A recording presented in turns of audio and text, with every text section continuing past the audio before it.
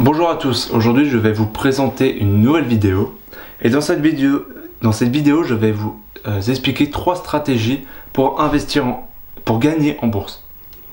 La première stratégie est le day trading. En fait, vous analysez des graphiques dans le but de trouver des actions qui vont être soit surcotées ou sous-cotées. Vous allez en fait acheter des actions pour les revendre dans la même journée et en fait vous détenez l'action au maximum une journée, voire même aller en une semaine. Donc selon une étude de l'INSEE, 80% des day traders perdent la totalité de leur capital au bout de la première année d'activité. Donc les inconvénients de cette stratégie en bourse est la gestion. En fait, il faut une gestion quotidienne. Tous les jours, vous devez être sur vos écrans, toujours analyser. Il y a beaucoup d'expérience. Il faut beaucoup d'expérience pour éviter de tout perdre. Il faut être très expérimenté dans ce domaine.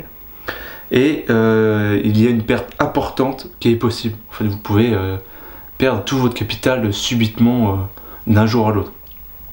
Donc vous allez affronter en plus des robots traders qui ont été développés par des traders de renom et des mathématiciens. Donc si vous êtes très expérimenté avec cette méthode, vous pouvez gagner énormément d'argent en un laps de temps très court. Les avantages, c'est la possibilité donc de se faire beaucoup d'argent en très peu de temps. Donc quand vous allez effectuer des ordres chaque jour, les courtiers vont prendre des commissions qui sont plus ou moins élevées selon les brokers. Donc de plus, en fait les jours où vous n'allez pas effectuer de trade, en fait vous n'allez tout simplement pas avoir de revenus qui viennent sur votre compte. Donc cette méthode, elle n'est pas passive. En fait vous créez limite un second métier. En fait day trader, c'est un métier à part entière. Ça devient littéralement votre métier. La deuxième stratégie en bourse est la plus-value sur les actions. En fait, vous allez acheter une action au bon moment et en fait, vous allez la laisser mûrir. Vous allez la laisser prendre de la valeur, puis vous allez la revendre lorsqu'elle aura bien pris de la valeur. Donc en fait, vous allez faire de la plus-value et vous allez gagner la différence entre le prix d'achat et le prix de vente.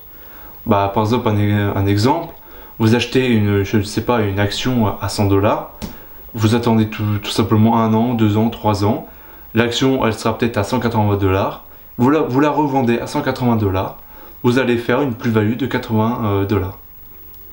Donc les avantages de cette stratégie est que vous avez la possibilité de construire en fait un réel patrimoine à condition d'être patient. Donc là, vraiment la clé de cette stratégie, c'est vraiment la patience. Les inconvénients de cette méthode, c'est que vous devez analyser vos graphiques et surveiller vos actions en fait, sinon vous allez générer tout simplement aucune vente.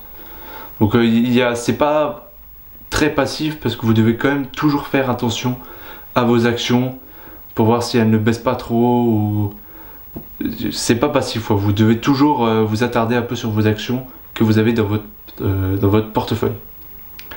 Et la troisième stratégie, et celle que j'utilise personnellement, c'est la stratégie des actions à dividendes. Donc en fait, vous allez investir sur des actions d'entreprises qui vont vous renverser des dividendes. Donc il n'est pas question ici d'analyser des graphiques toute la journée et de surveiller de très près vos actions. En fait, vous achetez une seule fois une action, puis en fait, vous allez toucher des dividendes tant que vous conservez cette action. Donc peu importe si le prix de l'action elle baisse ou qu'elle stagne ou qu'elle monte, en fait, vous allez toujours recevoir vos dividendes. Et en fait, ce qui est très intéressant dans cette stratégie, c'est que votre argent il reste toujours disponible. Parce que les dividendes, vous allez les recevoir en euros ou en dollars sur votre broker et vous avez juste à demander, juste à faire le versement du broker à votre compte bancaire. Donc si vous avez besoin tout d'un coup de votre argent, tu peux très bien effectuer des ordres pour vendre des actions que tu as dans ton portefeuille et après recevoir directement du coup ton argent sur ton broker, puis après sur ton compte bancaire. Donc vous pouvez recevoir les dividendes de façon annuelle, semestrielle, trimestrielle et même parfois tu peux les recevoir de façon mensuelle. Donc l'inconvénient est que vous devez savoir sur quelle action investir. Toutes les entreprises ne versent pas des dividendes. Donc vous devez faire attention que l'action verse bien des dividendes et que vous devez bien croire en l'action. Vous devez faire une analyse fondamentale sur l'action et vous devez investir avec une vision long terme, donc au minimum 5 ans, 10 ans, 15 ans. Vous devez vous dire que vous investissez sur cette action tous les mois, ou au moins que vous investissez au moins une fois dessus, et que vous allez la garder sur le long terme pour la garder des décennies, et donc recevoir des dividendes pendant toutes les années où vous allez garder cette action. Donc voilà, j'ai fini pour cette vidéo. Je vous dis maintenant, je vous souhaite de faire des bons investissements en bourse, et je vous dis salut et je vous dis à la prochaine.